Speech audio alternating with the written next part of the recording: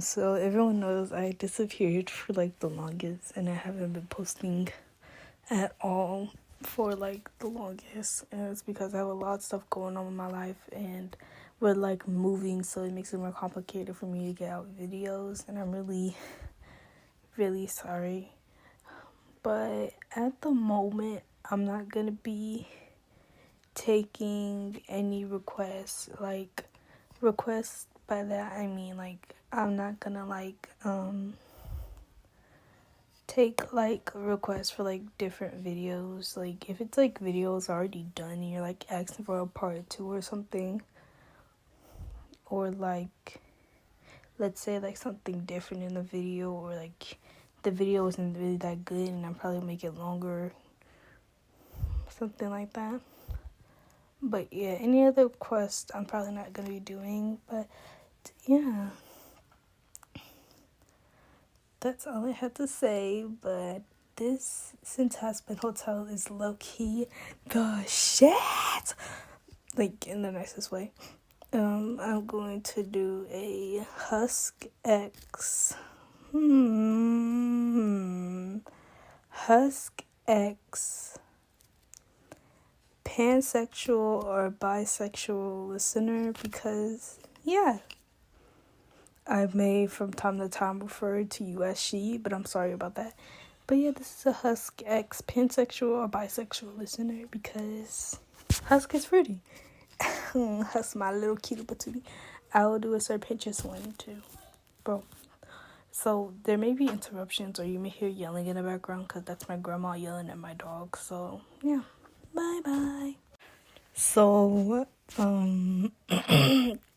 Husk and you. So I'm gonna make your OC because I have a lot and I need to use them. So you were like, if you know Valentino, you were like a moth demon in like, so somewhere like Valentino, would you were like a rose. Y'all know what a rosy maple moth is? Yeah, that's like your colors. That's what you kind of look like. But yeah, you're like a little like rosy maple moth. Like Valentino, he's a moth, you're a moth. Y'all both moths, so but yeah. You and Husker were drinking buddies. You knew Husker since he was a kid. Well, you both knew each other since y'all were kids. Since he grew up in Las Vegas in the gambling casino. You also grew up there, but your family wasn't as rich as Husk family was. Your family worked there. Your father worked as a cleaner and your mom worked as, what the fuck is it called? Those like people who do like the gambling and like whatever the fuck it's called. I forgot what it's called. It's one of those like ladies who give the like alcohol and shit out or like help with the gambling and shit like that to see who wins and who doesn't. If you know what I'm talking about, then you know. Your mom worked as one of those. You forgot what it was called. I just explained it, but yeah. You and Husk kind of had a thing for gambling. Since from all the times you have watched people gamble, Husk family teaching you and him how to gamble and other stuff. Husk died differently. You died after you were walking around in Las Vegas before you died. And there was a mid-explosion near where you were. And the building where the explosion happened, a piece of very, very heavy rubble fell on top of you, and that's how you died. Although it was mainly gruesome, and now you're up in hell because we don't want to get into what you used to do.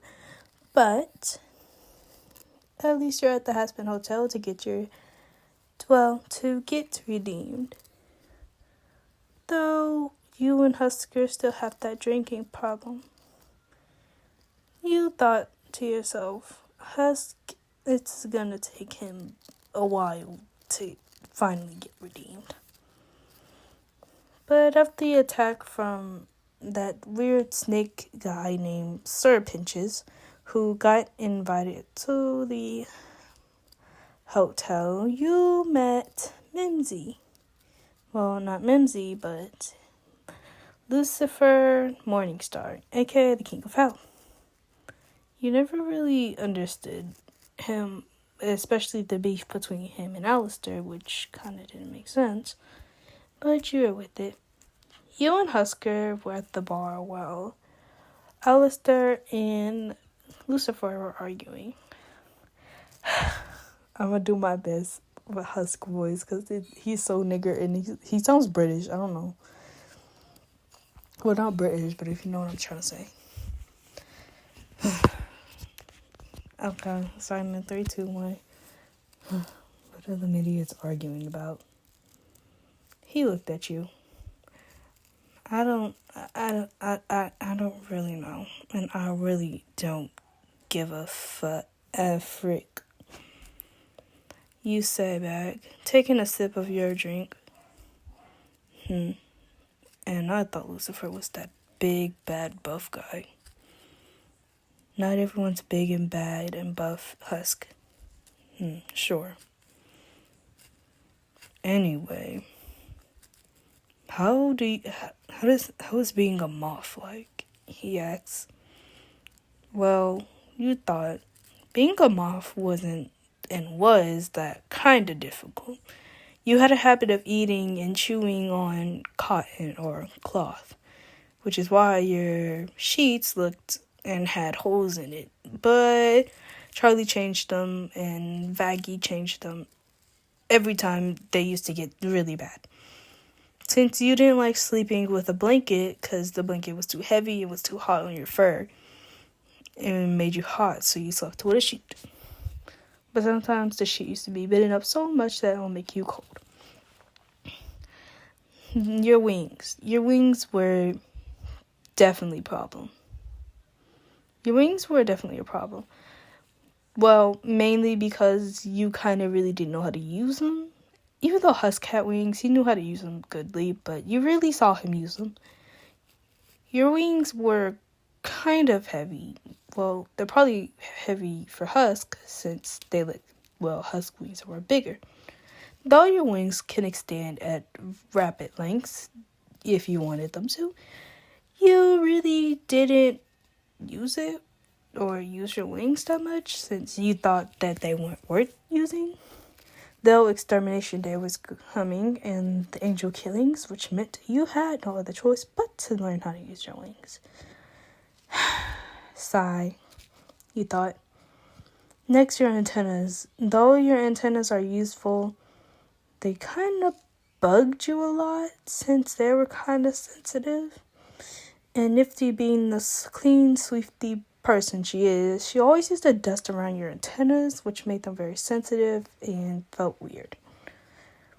And sometimes you just bumped into random stuff due to eyesight problems from being a moth. You also had a very strange thing with lights, which is common for literally any and every moth. But that's not the problem. You look better. You look back at Husk. Well, I have to say, being a moth demon thingamabobber sucks. Number one, starting off, wings are terribly heavy and I barely even know how to use them, and Extermination Day is coming up. Second, antennas, very sensitive, and Nifty keeps dusting them, which causes them to become even more sensitive. You glare at Nifty, who is doing nifty things. And cloth and eating problems with me biting in cloth and cotton. Husk chuckles. Yeah, I remember all the times we had to change the sheets because you kept biting them. Shut up, Husk, you say. I'm just saying. He took another chug of his beer. You say you didn't know how to use your wings. No, duh, Husk. You say, looking away. Hey, don't be embarrassed. I'm not judging you. Well, kinda am. Freak you, Husk. You snap back at him. Hey, little one, calm down. I ain't gonna kill you and I ain't gonna hurt you now. How about I teach you how to use your wings? He says. You look at him surprised since Husk was lazy, grouchy, never wanted to help people. Unless it was you or Angel or when he was bribed with cheap liquor, as he called it. Which was easy thing to find since it's hell. You look back at him. You're gonna teach me how to fly. Yeah, don't overdo it. You're lucky I feel like it, because I really couldn't. You sigh. Where are you gonna teach me? I could teach you at the rooftop. We're not going on the rooftop, and why not? He asks, raising a brow. First off, that's way too high for my liking. That's way too high for my liking, you say. Husk looks at you as if you're crazy. Listen, we are sinners. We're basically and technically immortal. So the only way we can die is by angelic weapons. So you wouldn't technically die immediately if you actually ended up falling. You would just be injured and your body will rebuild itself, Husk says. And plus, even if you do, I got wings and I know how to fly. I can be able to catch you. If I feel like it. Husk, you say at him, blushing. Not blushing, but what the fuck? You say a little annoyed. Hey, I'm just saying, you know how I am. I'm kind of lazy. You sigh. Well, come on then, before I change my mind, you say. Husk walks around the bar counter, and you both head upstairs while that battle continues. Outside, the wind blows through your pretty pink hair. As you look over the edge of the hotel roof, as Husk, being husky is, like scaring you a bit, since that's what he did when y'all were younger. Well, alive. Boo! You scream as you turn around and slap Husk on the back, on the shoulder. Husk, if you ever do that to me, I swear I will take an angelic spear myself and kill you. Whoa, calm down. You know I still like scaring you. Well, I don't like it, you say. Husk rolls his eyes. Come on before. Yeah. So, how do I use my wings? You say. Well, since our wings are technically more different, kinda, it's really not that hard. But first, you need to learn the basics. First, learn how to stretch out your wings. He says, how do I stretch out my wings? He sighs. This is going to be a long fucking lesson. This is going to be a long freaking lesson. He says, first, stretch out your arms. You do as he say. Next, your wings should kind of lift up a little bit, if that makes sense. Your wings did kind of lift up. Now, with your arms apart, do it faster. But then try to focus your mind on your wings. And then they should go up pretty fast, and it could kind of hurt since you don't use your wings a lot. You does as he say. It worked, but you couldn't handle the pain and put them back down. That was a better start. Now you're going to do this 50 times until you're done. Until your wings are able to stay up. You look at him as if he was insane, even though he kind of is. 50 times? You ask.